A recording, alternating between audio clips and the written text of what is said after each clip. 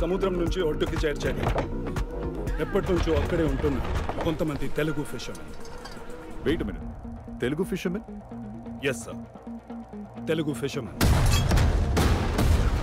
1920 శ్రీకాకుళంలో బ్రిటిషర్స్తో జరిగిన ట్రైబల్ మ్యాసకర్లో కొంతమంది పిల్లల్ని ఇండియా నుంచి తప్పించగలిగారు. శ్రీలంకకి చేరిన పిల్లలే రెఫ్యూజీస్గా మారారు.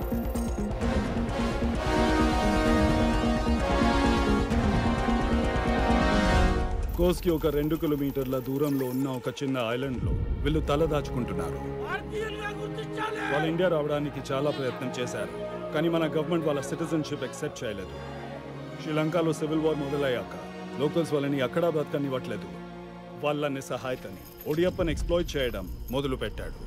మిమ్మల్ని మీ దేశం దగ్గరికి తీసుకోదు, ఈ దేశం బతకనివ్వదు. ఇక్కడ మీరు ప్రాణాలతో ఉండాలంటే